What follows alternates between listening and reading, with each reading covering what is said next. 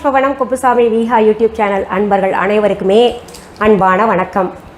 நம்முடைய யூடியூப் சேனலில் தொடர்ந்து சமையல் எல்லாம் பார்த்துக்கிட்டு வரோம். அதில் விதவிதமாக செஞ்சு காமிங்க அப்படின்னு நிறைய பேர் கேட்டுக்கிட்டு இருக்கீங்க. அதனால் கிச்சனில் நிற்கிறேன். சரி, இன்றைக்கு நான் என்ன சமையல் செய்து காமிக்க போகிறேன் அப்படின்றத பார்க்கறதுக்கு முன்னாடி இன்றைக்கு பிறந்த நாள் மற்றும் திருமண நாள் காண இருக்கின்ற அனைவருக்குமே என்னுடைய வாழ்த்துகள். உங்களுடைய வாழ்க்கையில் நீங்கள் அனைத்து நலங்களும் வளங்களும் கிடைக்கப்பெற்று நீடூழி வாழணும்னு நான் இறைவன்கிட்ட பிரார்த்திக்கிறேன். இந்த காணொலியை காண்கின்ற அனைவருக்குமே இந்த நாள் இனிய நாளாக அமையட்டும். இன்றைக்கி நான் செய்ய போகிற ரெசிபிக்குங்க, நம்ம மொட்டை மாடி தோட்டத்திலேருந்து ஒரு பொருள் எடுத்துகிட்டு வரணும். அது என்னன்னு போய் பார்க்கலாமா? ஒன்றும் இல்லை, பாலக் எடுத்துகிட்டு வரணும். பாலக் வச்சு என்னங்க செய்ய போகிறீங்க அப்படின்னு கேட்டிங்கன்னா, பாலக் கிச்சடி செய்ய போகிறேன். பேர் தான் பாலக் கிச்சடி, ஆனால் பிரியாணி எல்லாம் தோற்றுரும், அவ்வளவு சுவையாக இருக்கும். இந்த குக்கிங் ரெசிபிஸ் கொஞ்சம் அதிகமாக போடுங்க மேடம் அப்படின்னு கேட்டுட்ருக்கீங்க. எனக்கு முடிந்த பொழுதெல்லாம் நான் உங்களுக்கு கட்டாயம் போடுறேன். ஒரு சிலர் ரெசிபி கேட்குறீங்க, ஒரு சிலர் அந்த சாமியை பற்றி சொல்லுங்கள், ஒரு சிலர் பூஜை செய்து காமிங்க, இல்லை இதுக்கு ரெமெடி என்ன அப்படின்லாம் கேட்குறீங்க. செய்யலாம், ஒவ்வொன்றா நேரம் இருக்கும் பொழுதெல்லாம் எதை செய்ய முடியுமோ அதெல்லாம் செய்யலாம். நான் ஒரு தொலைக்காட்சியில் சமையல் நிகழ்ச்சி செய்தேன். அது ரொம்ப பிரபலம், எல்லாருக்குமே ரொம்ப பிடிச்சிருந்துச்சு. அதனால தான் திரும்ப திரும்ப அதில் பார்த்தது நாங்கள் மறந்துட்டோம் மேடம், அப்போ எழுதி வைக்கல, இப்போ செய்து காமிங்க அப்படின்னு கேட்குறீங்க. இப்போ நீங்கள் மறக்காமல் என்ன பண்ணுறீங்க, ஒரு நோட்டு புத்தகத்தை எடுத்து எழுதிக்கோங்க.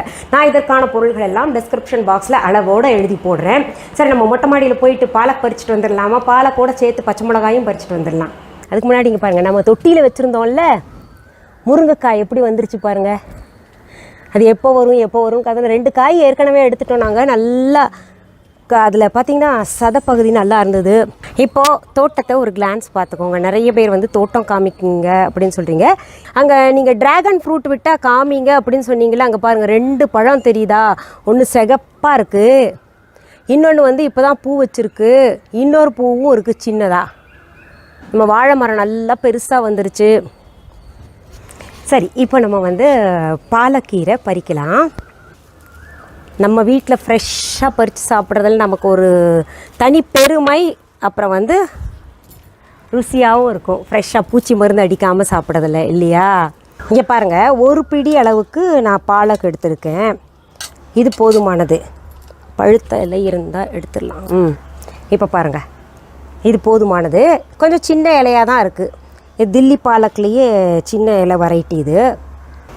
இங்கே பாருங்கள், நார்த்தங்காய் நிறைய இப்போ தான் விட ஆரம்பிச்சிருக்கு. இன்னும் உள்ளே போகணும், நல்லா மண்டி கிடக்குதாங்க பாருங்கள், பஞ்சாக இருக்குது. நான் இப்போ உங்களுக்கு கேரளா நெல்லிக்கான்னு சொன்னேன்ல, இங்கே பாருங்கள் கொத்து கொத்தாக இப்படி இருக்கும், ரொம்ப டேஸ்ட்டாக இருக்கும். இதில் நான் உங்களுக்கு தொக்கு செஞ்சு காமிக்கிறேன், செம்ம டேஸ்ட்டாக இருக்கும். ஊறுகாய் மாதிரி செஞ்சோன்னு வைங்களேன். இது மரம் முழுக்க இருக்குது அந்த மாதிரி.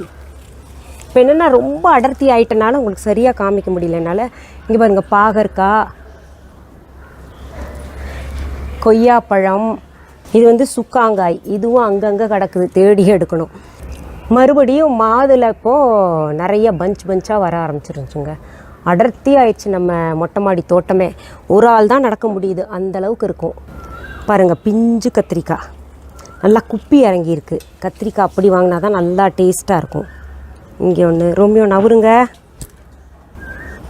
நம்ம ரோமியோவை ரொம்ப நாளாக பார்க்கணும் நீங்களே. இங்கே பாருங்கள் எப்படி நிற்கிறாரு. ரொம்ப இங்கே பாருங்கள், ரம்மா இங்கே பாருடி செல்லம். 4 பச்சை மிளகா பறிச்சுக்கிறேன். அப்படியே நிறைய பழுத்து இருக்கும், ஆனால் பழுத்து இருந்தாலும் அது நான் பயன்படுத்திக்கிறேன், நல்லா இருக்கும் ருசியாக. நான் மொட்டை மாடியில் பறித்த பாலக் பாருங்கள், எடுத்துகிட்டு அலசி வச்சுருக்கேன். இதுக்காக நம்ம என்ன பண்ணோம், அப்படியே பயன்படுத்தக்கூடாது. எப்போவுமே இதை விட பிளான்ச் பண்ணி பயன்படுத்தணுன்னா ரொம்ப ரொம்ப நல்லது. இந்த குக்கிங்லேயே நிறைய ப்ரொஃபஷ்னலாக பண்ண வேண்டியது நிறையா இருக்குங்க. நம்ம இந்த திரும்ப இதில் புளிக்குழம்பு, காரக்குழம்பு, வத்தக்குழம்பு அதெல்லாம் அதுக்கு ப்ரொஃபஷ்னல் டச் வேண்டாம். ஆனால் அது ரெஸ்டாரண்ட் ஸ்டைல் அப்படின்னு போயிட்டோன்னா கொஞ்சம் ப்ரொஃபஷ்னல் டச் இருக்கணும். இதெல்லாம் ரெஸ்டாரண்ட்டில் பார்த்திங்கன்னா பயங்கர காஸ்ட்லி. ஆனால் நம்ம வீட்டில் செய்யும்போது ரொம்ப சுலபமாகவும் இருக்கும், ரொம்ப கம்மி விலையிலையும் செஞ்சிடலாம். இந்த பாலக் பிளான்ச் பண்ணுறதுக்காக, பிளான்ச்னா இது தண்ணியில் போட்டு எடுக்கணும், பக்குவப்படுத்துறது அப்படின்னு. அதுக்கு ஒரு பாத்திரத்தில் தண்ணி வச்சுருக்கேன், அது சூடாகிக்கிட்டு இருக்கு. சூடாயிடுச்சு அநேகமாக. நான் இதை அடுப்பை அணைச்சிடுறேன். சரி, அடுத்தது இப்போ என்ன பண்ணலான்னு பார்க்கலாம். அன்பான வாடிக்கையாளர்களே, உங்கள் விஹா ஸ்டோரில் பூஜை பொருட்கள், சிலைகள், ராசிக்கற்கள், வாஸ்து பொருட்கள், விதைகள், பாரம்பரிய அரிசி வகைகள், சிறுதானியங்கள், ஆர்கானிக் பொருட்கள், மூலிகை எண்ணெய், மளிகை பொருட்கள், மரச்செக்கு எண்ணெய், மரப்பொருட்கள், வெள்ளி ஆபரணங்கள், கிஃப்ட் ஆர்டிகல்ஸ், காட்டன் மற்றும் பட்டு புடவைகள், காட்டன் சுடிதார்கள், பட்டு பாவாடை, குழந்தைகளுக்கான விளையாட்டு பொருட்கள், ஹை குவாலிட்டி இமிடேஷன் நகைகள், வீட்டு உபயோக பொருட்கள், ஜூட் பேக்ஸ், ஹேண்ட்மேட் சோப்ஸ், அழகு சாதன பொருட்கள், சிறுதானிய பிஸ்கெட்டுகள், ஹோம் அப்ளையன்சஸ், இன்னும் பற்பல பொருட்கள் விற்பனைக்குள்ளது. விஹா ப்ராடக்ட்களை நீங்கள் வாங்க விரும்பினால் அது எங்களுடைய viha.online வெப்சைட் மற்றும் சென்னை ராஜா அண்ணாமலைபுரத்தில் உள்ள எங்கள் விஹா ஸ்டோரில் மட்டுமே கிடைக்கும் என்பதை தெரிவித்துக் கொள்கிறோம். வேறு எந்த ஆன்லைன் வெப்சைட்களிலும் விஹா ப்ராடக்ட்கள் விற்பனைக்கு கிடையாது என்பதை நீங்கள் கவனத்தில் கொள்ள வேண்டும். எங்கள் விஹா ஸ்டோரின் விலாசத்தை கண்டறிய கூகுள் மேப்ஸில் விஹா ஸ்டோர் என்று டைப் செய்தால் வழியை கண்டறியலாம். www.viha.online வெப்சைட்டிலும் விஹா ஸ்டோரின் அட்ரஸ் உள்ளது. அடுப்பில் வச்சுருக்கிற தண்ணி சூடாயிருச்சு. ரொம்ப கொதிக்க விடணும்னு அவசியம் இல்லை. பாருங்கள், இந்த மாதிரி சூடு பண்ணி எடுத்துக்கோங்க. அதில் இந்த பாலக்கீரையை போட்டுடலாம். அதில் லேசாக உப்பு போட்டுக்கோங்க. அந்த நிறம் மாறாமல் இருக்கிறதுக்கு இது செய்கிறோம் நம்ம. சும்மா ஒரு 2 நிமிஷம் இருக்கட்டும். இப்போது இதை எடுத்து வடிகட்டியில் போட்டுடலாம். அடுத்தது ஒரு குக்கர் எடுத்து பயத்தம்பருப்பு, இது 1/2 கப்பு போட்டோன்னா அரிசி 1 கப்பு போடணும். அது நீங்கள் அளவு பார்த்துக்கோங்க. அரிசி எது வேணால் நீங்கள் பயன்படுத்திக்கோங்க. ரெகுலராக என்ன பயன்படுத்துகிறீங்களோ அதை பயன்படுத்திக்கலாம்.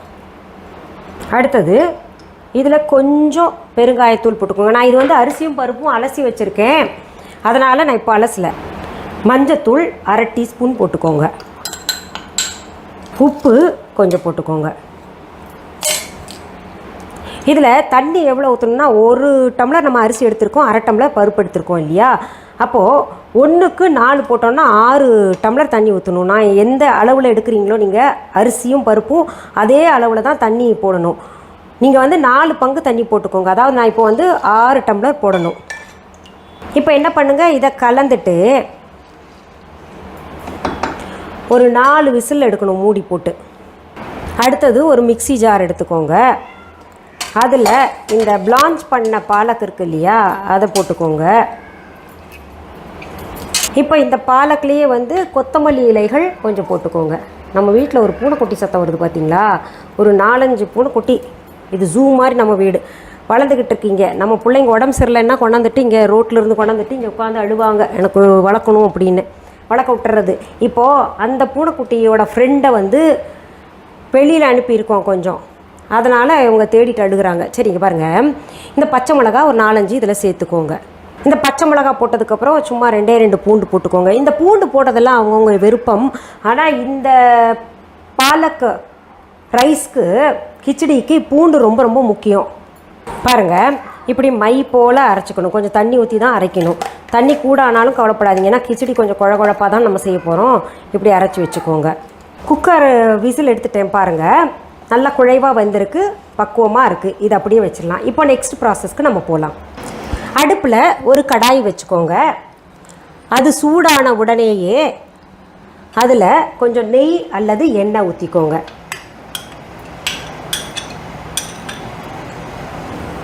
ஒரு டேபிள் ஸ்பூன் போல் நான் நெய் விட்டுருக்கேன். நெய் கரைஞ்சி சூடாயிருச்சு. அதில் சீரகம் சேர்த்துக்கலாம். இதிலேயே பெருங்காயத்தூள் கொஞ்சம் போட்டுக்கோங்க. அடுத்தது பொடியாக நறுக்கின வெங்காயம் சேர்த்துக்கலாம்.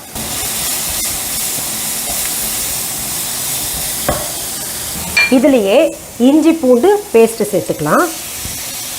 பச்சை வாசனை போகிற வரைக்கும் வதக்கிக்கலாம். அடுத்தது இதில் அரைச்சி வச்ச தக்காளியை சேர்த்துக்கோங்க. இதையும் நல்லா வதக்கணும். இதில் மிளகாத்தூள் சேர்த்துக்கோங்க. அடுத்தது மல்லித்தூள் சேர்த்துக்கோங்க. அடுத்தது சீரகத்தூள் சேர்த்துக்கோங்க. அடுத்தது கரம் மசாலாவும் சேர்த்துக்கோங்க.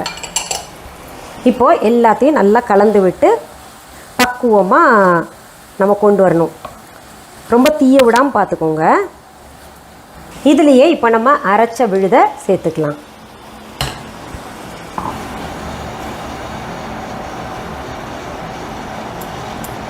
இப்போது தேவையான அளவு உப்பு சேர்த்துக்கலாம். ஏற்கனவே நம்ம சாதத்தில் போட்டிருக்கோம், பார்த்து பிறகு சேர்த்துக்கலாம். நம்ம நல்ல பச்சை வாசனை போகிற வரைக்கும் இதை நம்ம பரட்டிக்கிட்டே இருக்கணும், கலந்துக்கிட்டே இருக்கணும். இப்போ இதில் நம்ம இந்த அரிசியும் பருப்பும் வேக வச்சுருக்கோம் இல்லையா, அதை சேர்த்துக்கலாம்.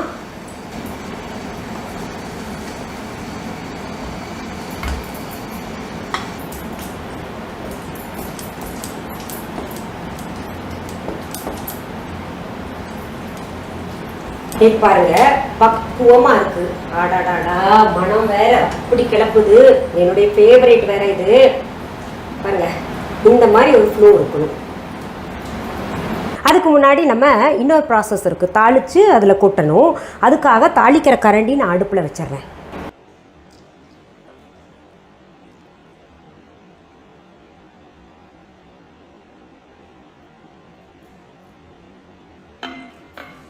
தாளித்து கொட்டுறதுக்கு நெய் அல்லது எண்ணெய் எடுத்துக்கோங்க. இதில் இப்போது இந்த பூண்டு பல் கொஞ்சம் பொடியாக அரிஞ்சு 1 டீஸ்பூன் போல் வச்சுக்கோங்க. இதில் பூண்டு தான் மெயின். இதுக்கு பேரே பார்த்திங்கன்னா பூண்டு கிச்சடி தான், பூண்டு பாலக் கிச்சடி. அடுத்தது காஞ்ச மிளகா இப்படி உடச்சி வச்சு சேர்த்துக்கோங்க.